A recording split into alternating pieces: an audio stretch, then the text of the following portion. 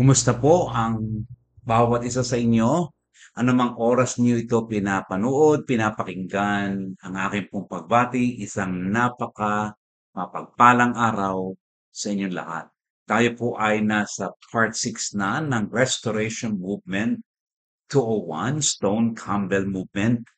At sa pagkakataon pong ito ay ating titingnan ng ilang mga mahalagang document. We will revisit some of the documents of the Restoration Movement, Stone Campbell Movement.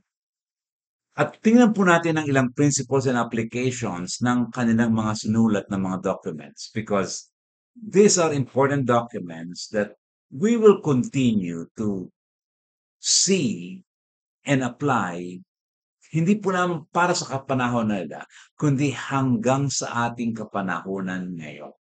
Lalo't higit po, may kinalaman sa tinatawag na unity and authority of the Scripture.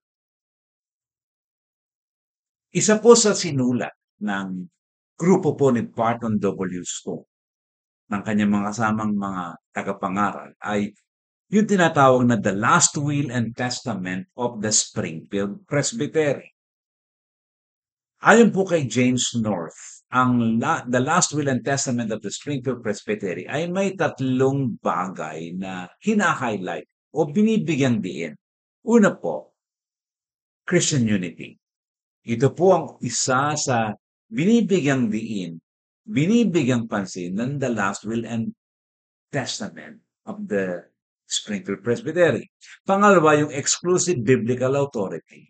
At pangatlo po ay local congregational autonomy. These are the three basic ideas stand out doon po sa The Last Will and Testament of Springfield Presbytery.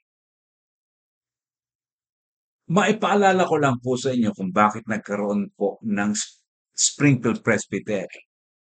Si Barton W. Stone po at ang kanyang apat na mga kasama na mga preachers, they got into trouble during the Cambridge Revival in 1801 doon po sa Kentucky. Ayon po sa Presbyterian Church, they violated the Westminster Confession. Nagkasala ang mga tagapangaral na ito, nag-violate sila sa Westminster Confession, particularly the doctrine of the limited atonement.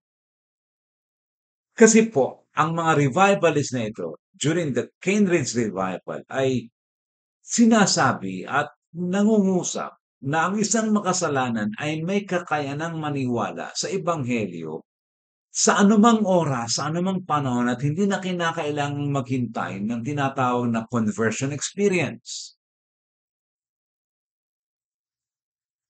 A sinner has the power to believe the gospel, which is kabaliktaran po ng itinuturo ng Westminster Confession. Kabaliktaran po ng itinuturo ng Presbyterian Church. Sapagkat para sa kanila, ang tao ay totally depraved and therefore a sinner has no power to believe the gospel unless na siya po ay nagkaroon ng mystical experience, tumanggap ng pananampalataya, at na-regenerate ng Holy Spirit. Yun po ang isang naging napakalaking violation ni Barton W. Stone at ng apat niyang mga kasama. Kaya nagtatag nga po sila ng Springfield Presbytery. Pero makapapansin po ninyo na hindi talaga gustong humiwalay ng grupong ito ni Barton W. Stone at ng apat pa niyang mga kasama sa Presbyterian Church kasi tinawag pa rin nilang the Springfield Presbytery, ang kanilang samahan, ang kanilang grupo. Ayaw talaga nilang humiwalay sa mainline Presbyterian Church kaya tinatawag pa nila at gusto pa nilang ikapit yung salitang Presbytery or Presbyterian. But since there was great irreconcilable issues na talagang tila man din wala na pong pag-asa between Stone and the mainline Presbyterian Church, kaya napilitan na pong mag-organize sina Barton W. Stone ng grupong The Springfield Presbytery. Pero hindi po kalaunan, the Springfield Presbytery was dissolved. Kaya nga po, sumulat sila upon the dissolution of the Springfield Presbytery na hindi nga tumagal halos ng isang taon or malapit-lapit lamang sa isang taon. Sumulat nga po sila at nag-akda nga po ng tinatawag na The Last Will and Testament of the Springfield Presbytery. Parang ito yung aming mga huling habilin, ito yung aming mga huling mga pananalita. At alam niyo na kapag Last Will and Testament, dapat bantayan, dapat basahin, dapat unawain kasi mahalaga. And so on June 28, 1804, they adopted a document na naging popular po sa Stone Campbell Movement or Restoration Movement. Ayon po kay Leroy Garrett, it is important to see that Stone and his colleagues would have never gone independent if diversity of interpretation had been allowed. Theirs was a protest against a demand for conformity based upon a creed. Hindi talaga sila magiging independent. Hindi talaga sila hihiwalay. Si Stone at ang kanyang mga kasama, bagamat sila naakusahan during the Cambridge Revival noong 1801, ayaw talaga nilang humiwalay. At hindi sila hihiwalay, hindi sila magiging independent kung papayagan lamang talaga sila ng presbytery na magkaroon at humiwalay sa interpretation na sinasabi ng Westminster Confession, which is the human creed, which is the confession, which is the creed ng Presbyterian. Kaya ang protesta po nila ay laban sa credo, laban sa listahan o talaan ng mga doktrina na hindi sinasangayunan ng mga tagapangaral na ito. Kaya nga po sumulat sila sa kanilang dissolution ng Springfield Presbytery. Sumulat po sila ng ilang mga bagay, kagaya ng number 1, imprimis, o mga introduction. Sabi nila, we will that this body die, meaning the Springfield Presbytery, be dissolved and sink into union with the body of Christ at large, meaning the invisible church. For there is but one body and one spirit, even as we are called in one hope of our calling. Ganon din po, nakasaad sa Last Will and Testament of the Springfield Presbytery at ang sabi nila, ang kanilang niyakap at ang kanilang ninanais na ipangusap ay ganito. We will that the Church of Christ resume her native right of internal government, try her candidates for the ministry as to the soundness of their faith, gravity, and aptness to teach. We will that of the Church of Christ look to the Lord of the harvest to send forth laborers into his harvest. Ang nais po ng grupong ito, ni Barton W. Stone at ng 4 pang niya mga kasama, ay magkaroon sila ng kagaya ng sa iglesia, sa bagong tipan, na magkaroon sila ng karapatan na magkaroon ng sarili, autonomous government, local government, local group, making decisions. Basta ito ay umaayon ang kanilang mga turo sa tamang katuruan at sapat na makapagturo upang makapanghikayat at makapagdala ng mga kaluluwa sa Panginoon. So they can send laborers into his harvest. Gusto ko lang pong liwanagin dito yung inyong nabasa at inyong nakita na the Church of Christ.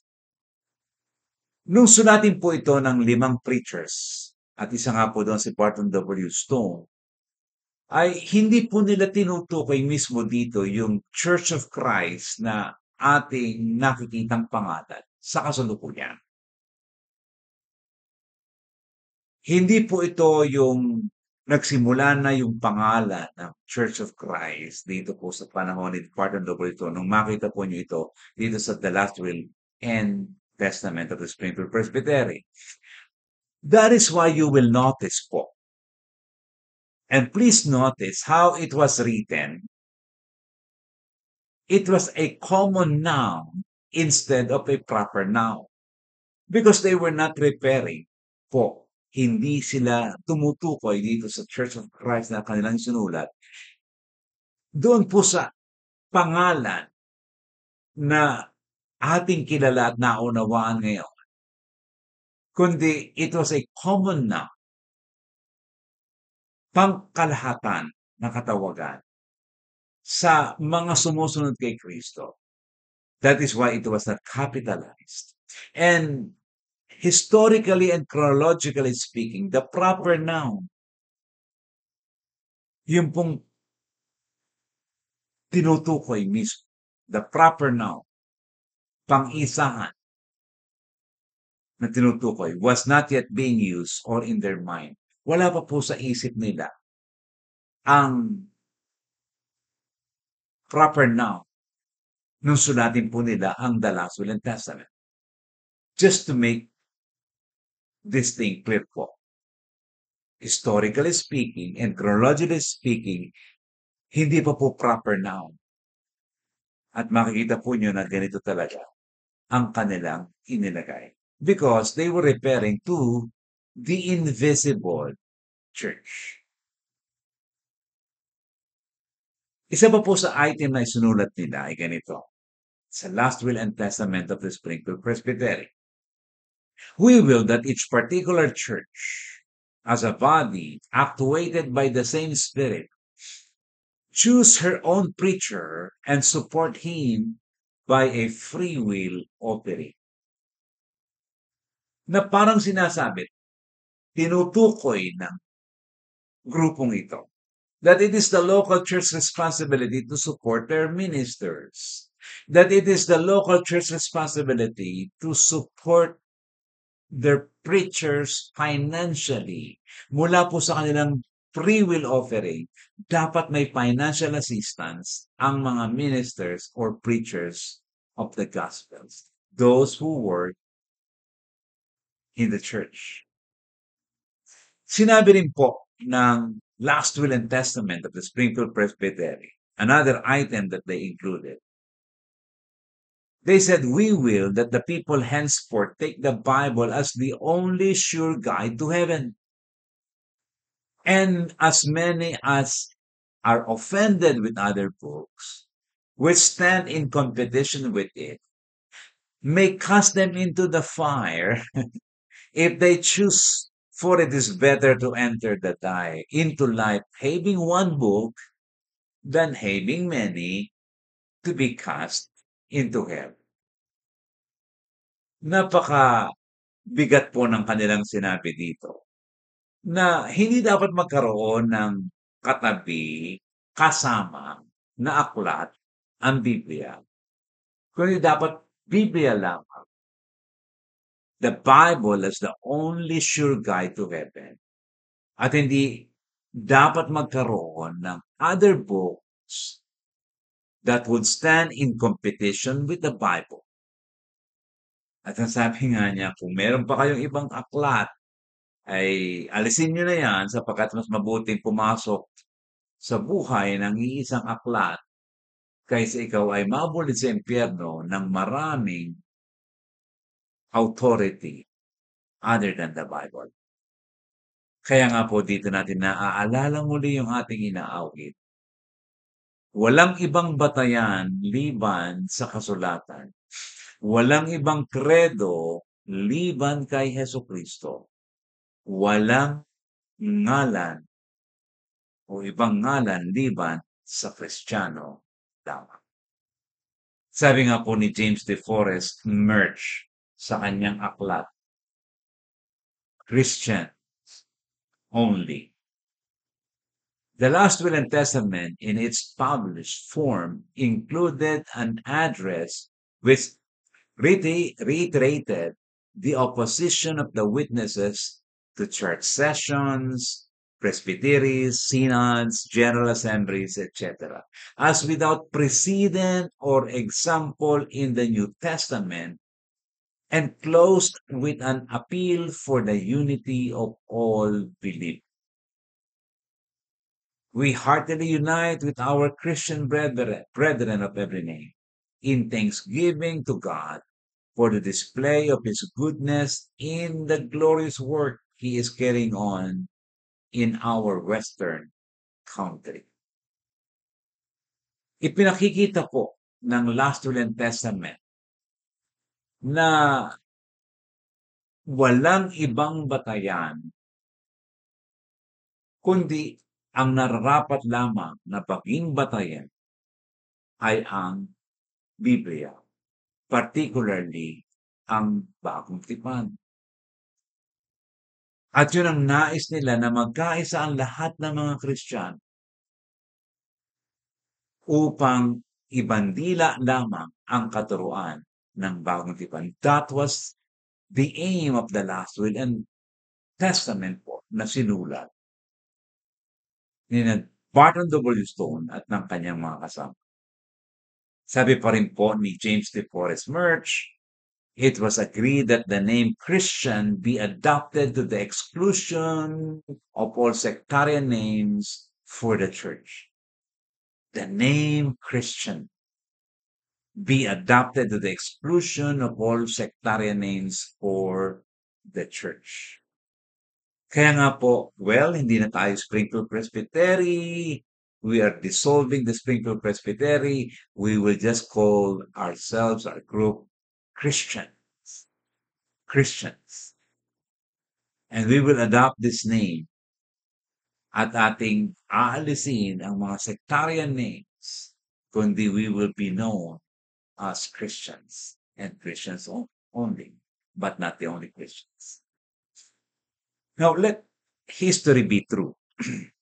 Hayaan po nating magpatotoo at maging totoo ang kasaysayan sapagkat meron po akong ihahayag sa inyo.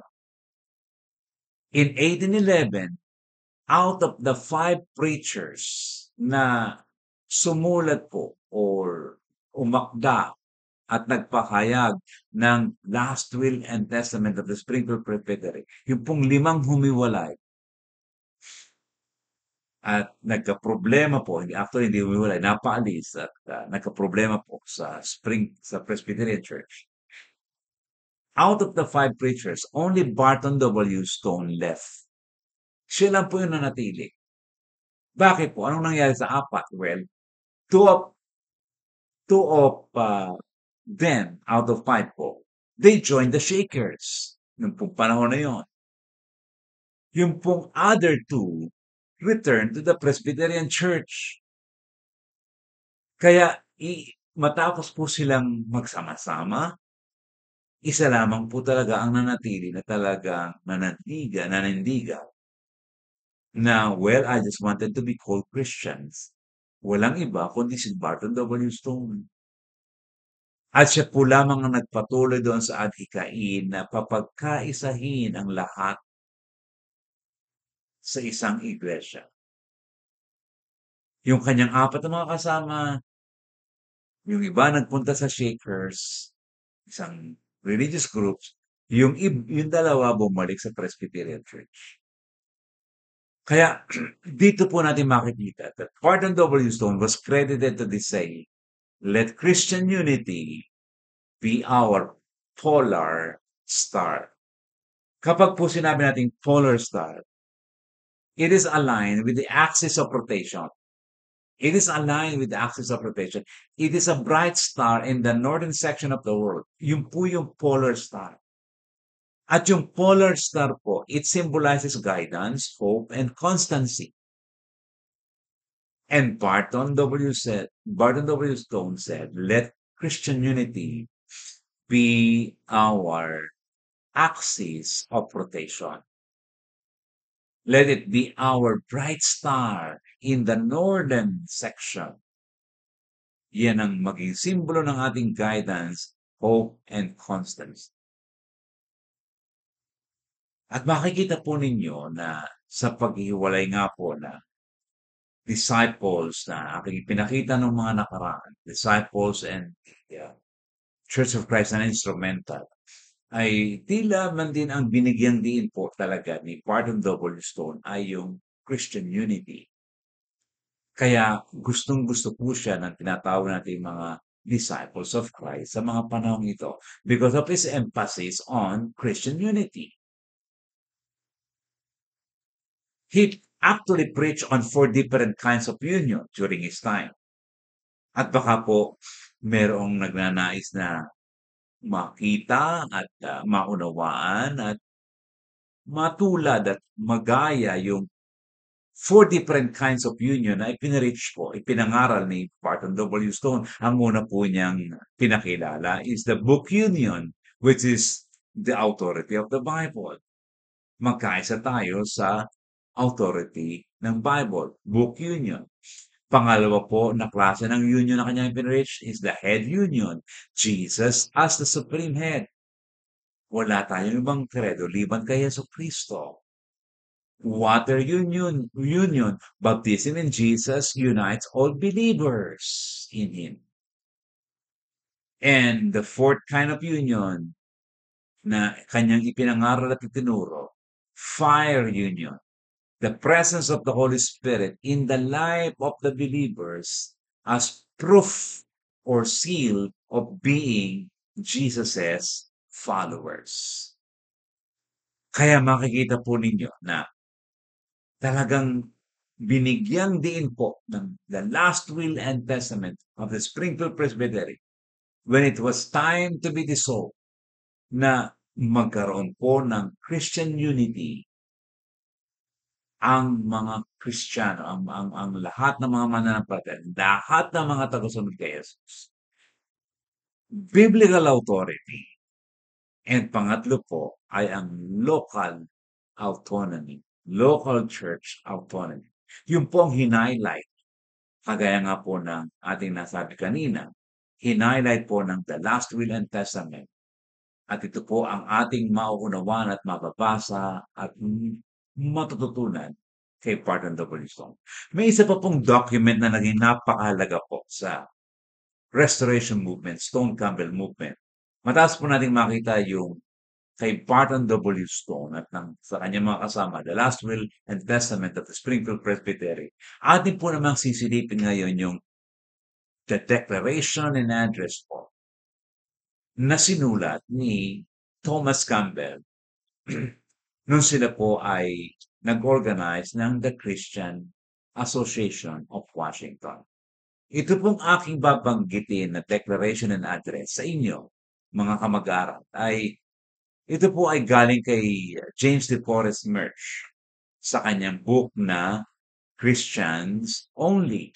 Dito ko po kinuha itong Declaration and Address na ito, pages 45 hanggang 47, at ito po ay sinamarize ng isang lalaki ni Frederick Hersner. And ang Declaration and Address po, mga kamag-aral, ay yung original po. When it was published, it consisted of 56 single-spaced pages. Napakarami po. 56 single-spaced pages. Ang Declaration and Address po na sinulat ni Thomas Campbell ay meron pong 4 parts. Una po ay short declaration.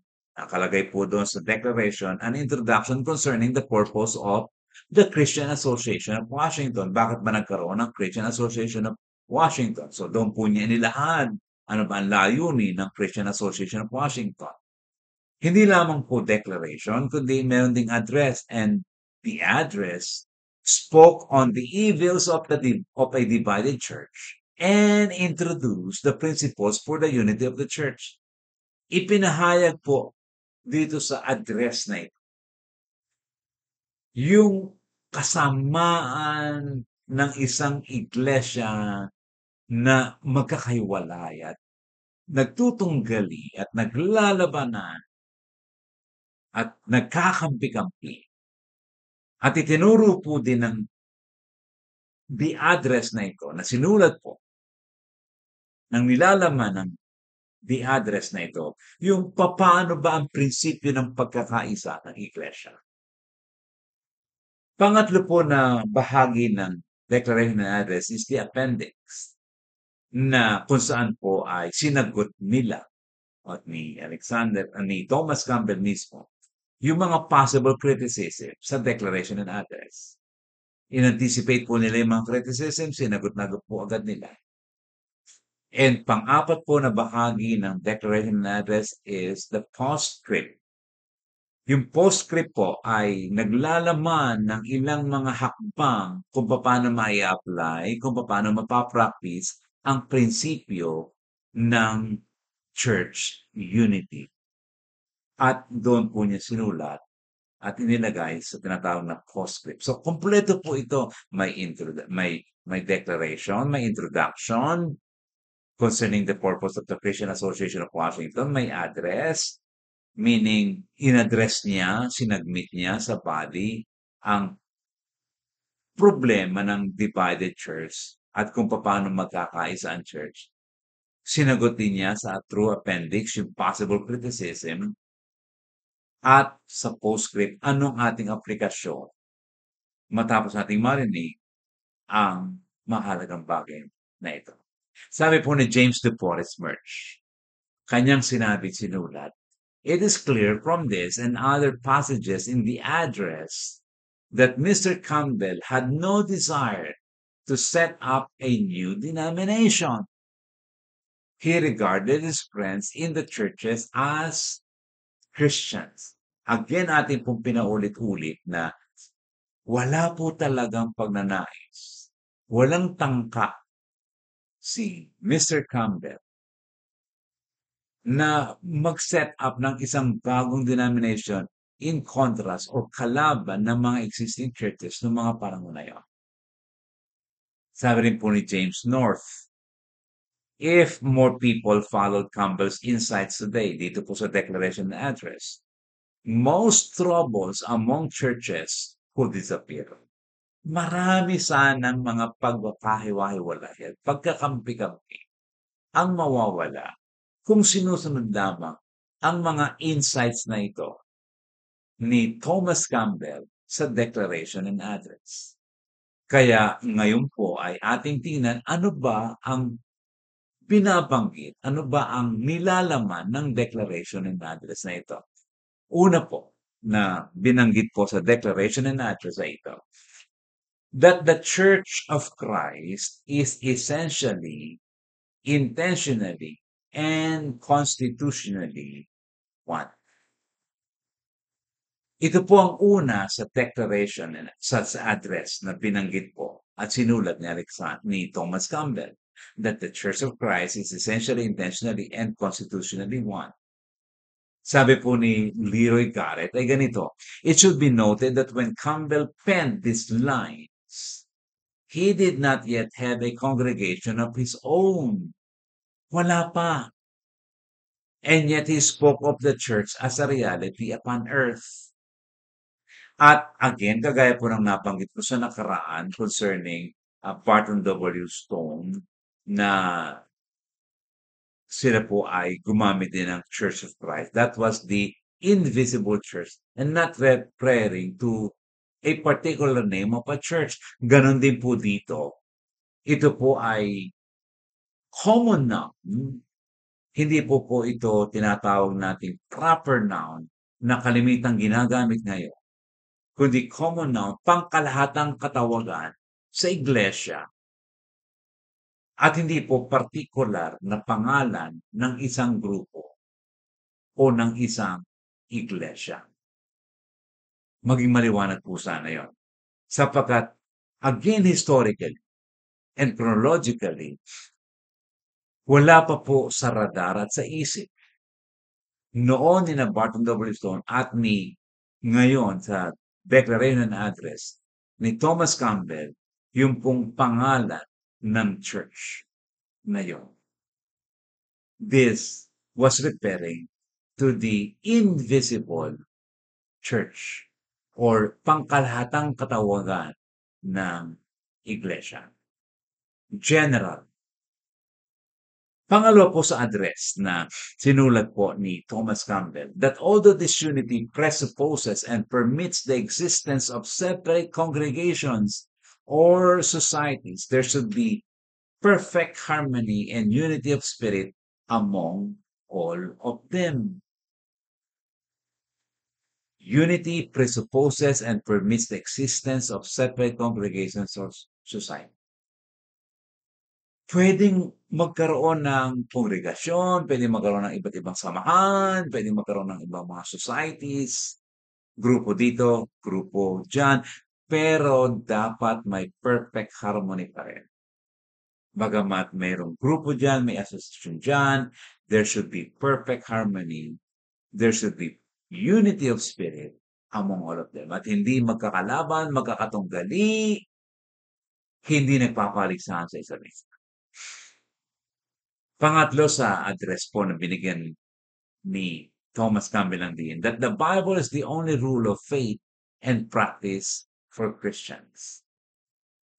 Sa iba pong bahagi, sa ibang paglalahad po ng address number 3, ay ganito pong ating makikita. Nothing ought anything to be admitted as of divine obligation in their church constitution and management, but what is expressly enjoined by the authority of our Lord Jesus Christ and his apostles upon the New Testament church, either in express terms or by approved precedent.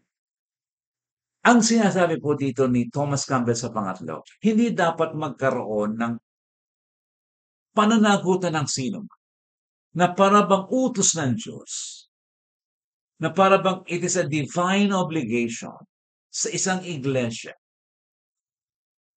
na para bang ang Diyos ang nagsasabi, ang Diyos ang nagtuturo. Pero ang totoo ay hindi naman talaga inilahad ng bagong tipan. At sabi niya, either in express terms or by approved precedent. Kung ito man ay inilahad o ito man ay nakitang halimbawa, dapat ay hindi magkaroon ng tinatawag na para bang ito'y divine obligation. Ngayon, kung ito'y sinabi ng bagong tipan, in express terms, sinabi ng bagong tipan or nababasa na parang it was an approved precedent na gawa sa bagong tipan, dapat tayong magpasakop. Nagkaroon po ng kaunting katanungan si Alexander Campbell doon sa ginamit po na in express terms or by approved precedent.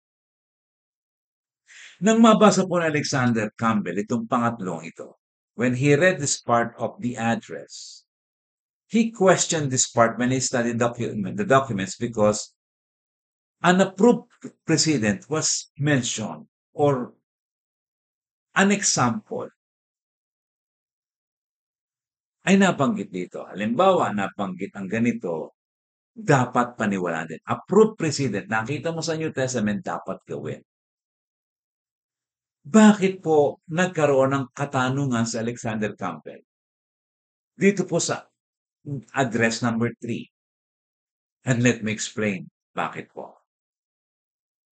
Kapag po sinabi nating approved precedent, mababasa po nyo, halimbawa sa Aklat ng Mga Gawa.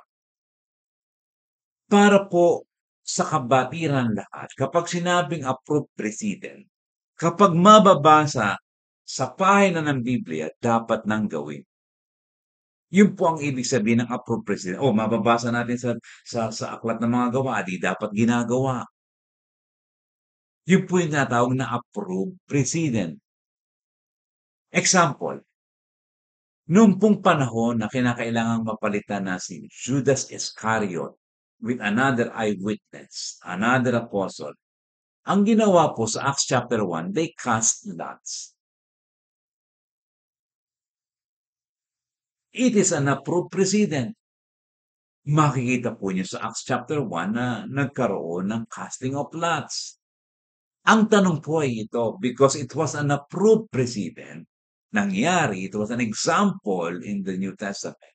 The question is, should casting lots be used to select a prospective leader today? At kapag ang gagamitin po natin ay approved precedent, ginawa at inaprubahan sa bagong tipan, hindi kinuwestiyon, hindi tinuligsa, tinanggap, approved president, dapat ginagawa din ngayon at pwedeng gawin ngayon. Ang tanong, ginawa ang casting of lots sa pagpili ng leader. Dapat ba ngayon na gawin ang casting lots to select a prospective leader? Kung tama ang approved president, ibig sabihin, pwedeng mag-casting lots. Yun po ang naging malaking katanungan ni Alexander Campbell nang mabasa niya yung address number 3. Na kapag ang sabi nga po doon sa address number 3 na kapag nasa bagong tipan, either in express terms, talagang maliwanag na maliwanag sinabi, or approved president, ginawa nila na pwedeng gayanin, pwedeng tularin, di tayo ay bound. Sabi ni Alexander Campbell, mukhang magkakaproblema tayo sa approved president. Hindi tayo magkakaproblema sa express terms, maliwanag, sinabi eh. Pero sa approved president, sabi ni Alexander Campbell, mukhang magkakaroon ng problema ang iglesia. Kagaya nga po ng aking nabanggit. Sa mga gawa chapter 3, makikita po niyo si Peter and John na sila po ay pumasok sa templo. At sabi nga po ng Acts chapter 3 verse 1 ay sila po ay nanalangin ng ikatatlo ng hapon. Kung ating pong tatawagin yan yan po approved president. Yan ay nangyari, yan ay ginawa ni na Peter at saka ni John. Sabi nga po ng chapter 3 verse 1, they were going up to the temple at the time of prayer at 3 in the afternoon. Ang ibig bang sabihin, because it is an approved president, dapat ay ginagawa din ng bawat Kristiyano ngayon that they go to the temple, they go to the church building 3 o'clock in the afternoon to pray. So Alexander believed that the safer course would be to make nothing as a test of communion. Nothing would be made as a test of fellowship except what is expressly commanded. Pero kung approved president, ay hindi muna dapat maging binding sapagkat hindi expressly commanded. Kasi hindi rin tayo magiging consistent sa tinatawag nating approved president sapagkat mamimili na lamang tayo kung ano yung ating gagawin at hindi gagawin. Well, mukhang mahirap namang araw-araw ay tularan ang Acts chapter 3 verse 1 na pumupunta sa templo sa ikatatlo ng hapon o pumupunta sa kapilya sa ikatatlo ng hapon. Pang-apat po sana addressed, isinulat po ni Thomas Campbell that the Old and New Testaments alone contain the authoritative constitution of the Church of Christ. Walang ibang batayan kundi ang banal na kasulatan. Old and New. Magandang pagbibigay po ng diin, old and new. But it will progress, it will change. Panglima po sa address, that no human authority has the power to amend or change the original constitution and laws of the church. At saan ba nanggagaling ang constitution and laws of the church? Sa Biblia. Walang pwedeng bumago, magpalit, magbawas ng constitution and laws of the church and other than the scripture, walang human authority ang pwedeng makagawa niya.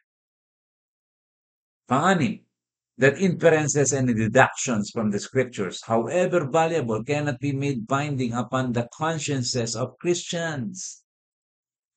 Hindi pwede yung mga inferences at mga lesson that you learn from the Bible ay gagawin mong binding at gagawin mong talagang bilanggo ang mga kapatiran na parang hindi mo na pwedeng baguhin. at hindi mo na puwedeng bawasan. Kung ito man ay inferences, mga konklusyon mula sa pag-aaral ng Biblia. Halimbawa po, bigyan ko kayo ng isang halimbawa sa Acts chapter 2 na ito po'y alam na alam ng ating maraming mga kapatid. Sa Acts chapter 2 verse 42, they devoted themselves to the apostles' teaching. Ang isa pong naging inference, deduction, conclusion doon sa they devoted themselves to the apostles' teaching, eh ganito ang gawin natin. Magkaroon tayo, sa panahon natin ito, magkaroon tayo ng Bible study tuwing Miyerkules sa loob ng kapilya. Bakit? Well, maganda na i-devote natin ang ating mga sarili to the apostles' teaching. So, Wednesday night, Bible study. At nangyari po yun. Nangyari po yung Wednesday night Bible study, inferences, deductions from the scripture based on Acts 2:42. Sandali lamang. Nagkaroon ng pagkakataon na sabi, well, wag na kaya tayong magkaroon ng Bible study sa Miyerkules, kundi gawin na lang natin ito na ibang araw at gawin na lang natin ito hindi sa kapilya kundi sa mga bahay-bahay. Or sa mga panahong ito siguro sabi, gawin na natin itong online. Pero ang sabi ng iba, sandali lamang. Matagal na nating ginagawa na tayo nagba-Bible study tuwing Miyerkules sa kapilya. Hindi dapat baguhin yan. Yun po yung sinasabi dito sa address number 6 na yung mga inferences and deductions from the scripture. Kahit yan valuable, Bible study yan pag Wednesday, hindi po yung oras, hindi yung araw ang mahalaga, kundi yung principle na they were devoting themselves to the apostles' teaching. Kung hindi man yan Miyerkules, huwag tayong magagalit kung hindi na magiging Miyerkules. Kung ito'y may small group, kung ito man po ay malaki ang Bible study, it doesn't matter. The principle is devoting yourself to the study of the scripture. Anumang araw, anumang oras, huwag pagtalunan at huwag maging binding sa lahat ng mga Kristiyano. Yung deduction, yung inferences, yung application. And so, Thomas is emphasizing here na theological differences are to be worked out. O hindi kayo nagkakaintindihan sa mga theological differences nyo, pagtrabahuhan ninyo na magkasundo kayo, if possible. And the unanimity of viewpoint is not to be made a condition to fellowship. Kung hindi kayo nagkakasundo, huwag niyo sabihin, well, hindi namin kayo kapatid kasi iba ang inyong pananaw, diyan na kayo, dito na kami. Hangga't maaari, theological differences are to be worked out. Pagtrabahuan niyo, pag-usapan niyo, magdialogo kayo. Pero kung hindi kayo nagkakasundo, kahit na anong gawin ninyo na pag-uusap, ang sabi po ni Thomas Campbell, ang inyong pagkakaiba ng pananaw sa iba't ibang mga bagay ay huwag maging test of fellowship. Huwag maging test of fellowship. Pag-usapan ninyo kung ano man ito, pero huwag naman kung hindi talaga kayo magkasundo, maging test ito ng fellowship. Magandang paalala po ni Thomas Campbell sa kanyang address number 6. Sabi nga po ni Leroy Garrett, agreement, if it is realized, must therefore come through education from within and not by imposition from without. Yung pagkakasundo-sundo natin ay dapat nanggaling sa ating personal na pag-aaral ng salita ng Diyos at hindi isang bagay na sinusubo sa iyo, ipinipilit sa iyo, na sundin mo, yakapin mo kahit hindi mo naunawaan. At yun po'y hindi nga maganda. Ang magandang pagkakasundo ay, well, pinag-aralan ko ito, natutunan ko ito, at ito ang aking conviction. At hindi lamang umasa na parang ipinapasa sa iyo, ay tinuturo sa iyo, at ipinipilit sa iyo ng iba. Ang magandang pagkakaisa, ang agreement ay nanggagaling po sa education, hindi sa imposition, sa pagpipilit ng iba sa atin. Kaya nga po lagi kong sinasabi, sa ilang mga mag-aaral ng salita ng Diyos, huwag na huwag tayong magtuturo ng salita ng Diyos na 'pag tayo ay nahihirapan na at nagigipit na, ay babanggit na tayo ng pangalan ng isang taong paniniwalaan ng maraming tao na ating kaharap at sasabihin natin, "Well, kung hindi po kayo naniniwala sa akin, ito po ang sinabi ng kapatid na" at gagamit po tayo ng pangalan, aapila tayo sa pangalan para lamang maniwala ang mga tao. Hindi tayo umaapila kung magagayon sa tunay na pag-aaral, sa malalim na pag-aaral, kundi umaapila tayo sa pangalan. At ito po hindi maganda. We must appeal sa ating kombiksyon, sa ating pag-aaral at hindi sa pangalan ng isang tagapagturo. Pang-pito po na address na nakasulat sa address ng Declaration Address, "The differences of opinions with regard to such inferences shall not be made test of fellowships or communion." Nasabi na po natin na hindi talaga dapat na maging test of fellowship ang opinyon, ang mga human invention, sabi nga po. Pangwalo po sa nakalaman sa address, that faith in Jesus Christ as the Son of God is a sufficient profession to entitle, may konti pong pagkakamali dyan, to entitle a man or woman to become a member of the Church of Christ. Nakita po niyo yung that faith in Jesus Christ as the Son of God is a sufficient profession? Sapat ang pagbanggit ng simpleng pananampalataya kay Jesucristo. A call to simplify the confession of faith. Alam po niyo, nag-progress masyado yung ating confession of faith. Kapag may lumapit na isang tao sa unahan upang tanggapin si Kristo, ang dami nating confession of faith at marami tayong hinihinging pagsumpa at panunumpa ng isang tao. At ito po'y pangkaraniwan nating narinig. Halimbawa, kukunin natin ang Biblia at hindi ko po naman sinasabing mali ito, pero ang sabi nga po dito sa address number 8 ni Thomas Campbell sa Declaration Address, that faith in Jesus Christ as the Son of God is a sufficient profession. Sapat na yung pagkilala kay Jesus bilang Mesiyas at tagapagligtas upang maging bahagi ng katawan ni Kristo. Kasi anong nangyayari po kapag meron lumapit, ang malimit na nakikita natin at ating napapansin ay ginagawa po ng maraming mga tagapangaral o yung lumapit sa unahan, ilagay mo ang iyong kamay ipatong mo sa Biblia. Ayan, parang gano'n na po. Parang manunumpa talaga, eh. Ikaw ba'y naniniwala na ang Biblia ay salita ng Diyos? Mga gano'n na po, isa yon. Ikaw ba'y naniniwala, ikaw ba'y nangangako na ikaw ay maglilingkod sa Panginoon habang ikaw ay nabubuhay? 'Di ba? Ikaw ba ang dami pong mga ang daming panunumpa na ang sinasabi po dito sa address number 6, number 8 ni Thomas Campbell, that faith in Jesus Christ as the Son of God is a sufficient profession. Sapat na yun, yung simple lang. Huwag na yung marami pang mga hinihingi tayo at mga pinapanumpa na di naman wala sa Biblia na mangako ng mga gano'ng mga bagay, hindi po ba?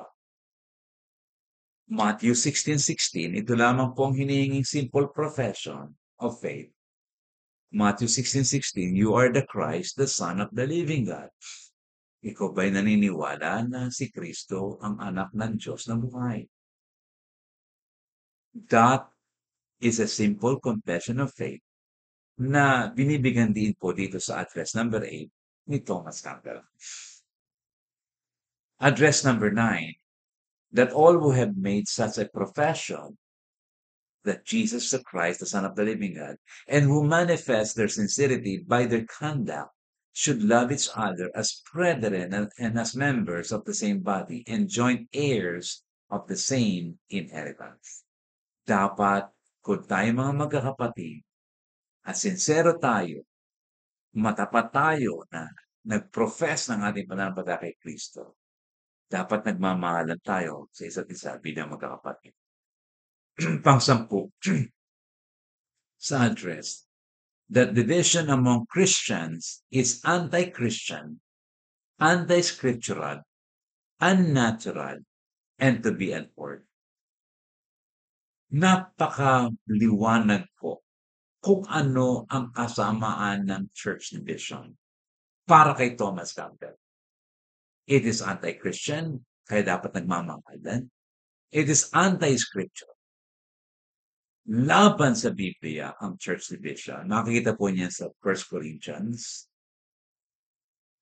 It is unnatural kasi we are disciples of Jesus Christ, and the world will know that you are my disciples if you love one another. That's why it is unnatural ang church division. At yun po ang binanggit dito sa address number 10. Address number 11, that neglect of the revealed will of God and the introduction of human innovations are and have been the cause of all the corruptions and divisions that have ever taken place in the Church of God. Ang naghihiwalay talaga sa atin ay yung human innovations, yung mga human systems, yung mga idinagdag natin na mga applications sa Bible. Yun ang nagpapahiwalay sa atin at minsan na nagkokos ng corruption at division, sabi nga po. Na minsan ay nadadala natin sa iglesia ng Diyos. Kaya manatili tayo sa revealed will of God. At yung mga human innovations, na nagkokos ng corruption, huwag nating payagan na maghiwalay. Yung human innovations, talaga pong dumarating yan. Nagkakaroon ng pagbabago, nagkakaroon ng pag-unlad, ng ating lipunan, maging ang iglesia nagkakaroon ng mga human innovations, ang mga sistema nagkakaroon ng pagbabago. At minsan nga talagang yan ang pagbabagong yan ang pinagmumula ng pagkakahiwa-hiwalay. Na sabi nga po, kung hindi naman talaga nilalabanan ng bagong tipan at ng Biblia o the New Testament, ay huwag nating payagan na magkaroon ng division sa Iglesia ng Diyos. Now, please note that Thomas used Church of Christ, common noun, small letter C, Church of Christ, and then here, Church of God, small letter C, common noun, not proper noun. And Thomas Campbell used Church of Christ or Church of God interchangeably. He used those two common nouns, pangtawag na pangkalatan sa church, interchangeably. Note na hindi po niyo nakita na capital C, which is regarded as a proper noun o pantukoy na katawagan, kundi ang ginamit ay common noun, pangkalahatang katawagan sa iglesia, Church of Christ, Church of God. And Thomas used two common nouns interchangeably. Pansinin lang po ninyo. Pang-12 address na sinulat po ni Thomas Campbell, that all that is necessary to secure the highest state of purity and perfection in the church is to restore the original ordinances and constitution as exhibited in the New Testament. Kanina, Old and New Testament, ngayon ay original ordinances and constitution as exhibited in the New Testament. Again, ang nabanggit ko na po sa nakaraan ito na ang sabi nga po natin, if faith and practices will only be derived from the New Testament, marami pong mga theological truths at mga theological understanding na hindi natin o maaaring mamimiss natin, kagaya ng theology of creation sa Genesis 1, kagaya po ng theology of the image of God sa Genesis 1 and 2. Marami po tayong mamimiss na theology if we will believe that only the New Testament is the source of faith and practices. Kasi sa Old Testament din po, maraming theological truths na hindi natin pwedeng isa-isang tabi. Foundation po ang theology of the Old Testament at hindi nga po talaga naman kumokontra sa sa theology ng New Testament. Pero mas maliwanag po at mas naging specific po sa Old Testament. Kaya faith and practices in the Old Testament and the New Testament, except the ceremonial and the sacrificial laws. Pang-13 pong address, that any additions to the New Testament program which circumstances may seem to require shall be regarded as human experience and shall not be given a place of higher authority in the church that is permitted by the palpable character of their origin. Anumang karagdagan sa bagong tipan ay di naman din kailangang idagdag. Ito'y idadagdag as human experience. At ito po yung argumento ng iba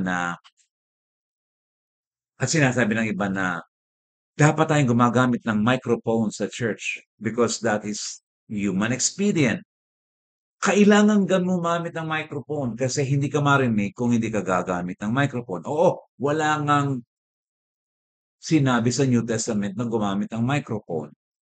Pero ang argumento nga po ng iba, kahit wala sa New Testament, pwedeng gamitin because of human expediency.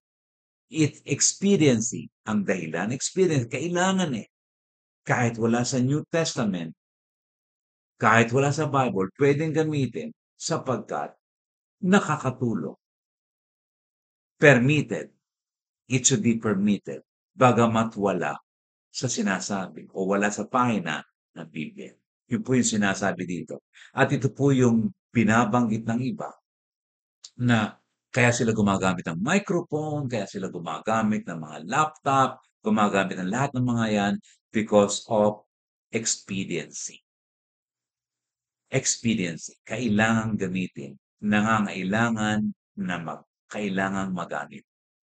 Now, sabi nga po ni James North, out of the 13 propositions sa mga binanggit po ni Thomas Campbell sa Declaration and Address, 4 propositions, 4 po sa mga panalita, sa statements, sa address, yung 1, 2, 9, and 10, emphasize unity. And 2 propositions, 3 and 11, emphasize the Bible as the basis for unity. Natatandaan po ba ninyo yung sinabi ko sa inyo, yung union in truth? Unity through the scripture. Ito po ang basic na binabanggit at nilalaman ng Declaration and Address. Unity through the scriptures. Makikita po natin yung emphasis on the Bible as a base for unity doon sa address number 3 and address number 11. At makikita po natin yung unity doon sa propositions or address 1, 2, 9, and 10. Kaya makikita po natin yung unity through the scripture na noon pa lamang sa Declaration and Address ni Thomas Campbell ay nagsisimula ng mamutawi sa kanilang mga labi at sa kanilang mga sulat. Mga kapatid, napakaganda po ng sinabi ni Alexander Campbell. And let me quote it to you. Ang sabi niya, we plead for the union, communion, and cooperation of all such. With all such, meaning yung pong mga sa declaration ng the Declaration and Address. With all such, I am united in heart and in hand. And with all such, I will, with the help of God, cooperate in any measure which can conduce for the furtherance of the gospel of Christ. Nakita po nyo dito yung union, cooperation. And ano po ang purpose ng union and cooperation? for the furtherance of the gospel of Christ. Makikita niyo po talaga yung adhikain ng mga Campbells at ng mga early founders ng Restoration Movement kung paano talaga nilang gustong mapalaganap ang gospel of Jesus Christ through unity sa pamamagitan ng union in truth. Nakagaya nga po ng nakita natin sa Declaration and Address na naroon yung emphasis on unity and at the same time emphasis on the Bible as the basis for unity. Mga kamag-aral, maraming salamat po sapagkat matyaga po kayo nakikipagkaisa sa pag-aaral na ito ng Restoration Movement. Atin pong ibinibigay na patuloy ang ating papuri sa Diyos. Nagpapasalamat sa inyong lahat ang inyong pong lingkod, Jonathan Aureliasa. Hanggang sa muli.